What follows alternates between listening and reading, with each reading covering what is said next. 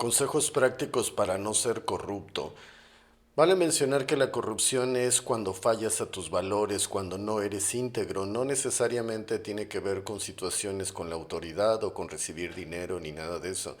El ser corrupto implica que no tienes una estructura de valores específica que te permite operar de cierta manera y por consecuencia no te hace confiable. Por otro lado, también la corrupción se ha vuelto normalizada, es decir, como estamos continuamente escuchando información respecto a que alguien no cumplió con sus obligaciones o no cumplió cabalmente con ellas, entonces lo normalizamos como diciendo la corrupción es normal y sucede en todos lados.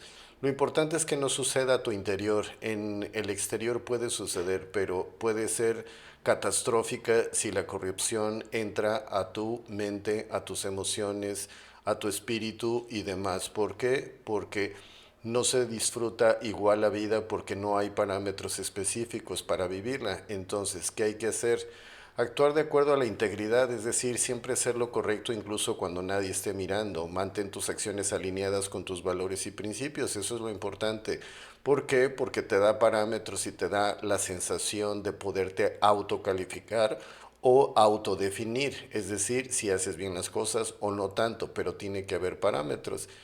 Rechazar las demandas de sobornos de cualquier tipo, emocionales, de posición, privilegios, etcétera. Es decir, no son muy saludables. ¿Por qué? Porque te comprometen de alguna manera. Una vez que has recibido algún beneficio, tendrás que responder por él en la mayoría de los casos.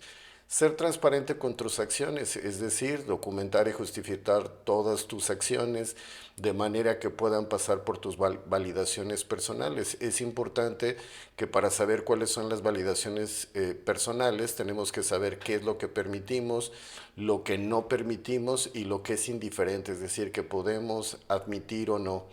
Conocer y respetar las regulaciones y las leyes, pues es importante y de todo tipo, es decir, la normatividad que tiene que ver con tu esposa, con tus hijos, con tus padres, con tu familia, en la escuela, en el trabajo, en la sociedad en su conjunto, etcétera.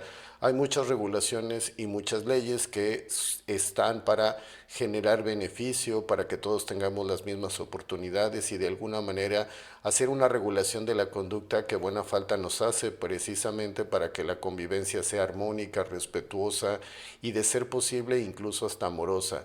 Promueve la cultura de la ética, es decir, la ética tiene que ver con ciertas políticas y prácticas que son beneficiosas para todos, es decir, para las empresas, para las instituciones, etcétera.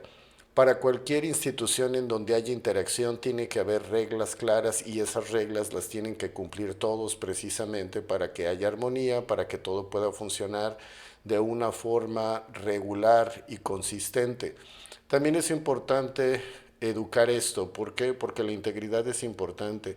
Es definir cuáles son las cosas que tienes que hacer independientemente de que se te pidan o no se te pidan y tienes que cumplir cabalmente y eso definirá a una persona valiosa que puede ser tú o puede ser la gente que te rodea.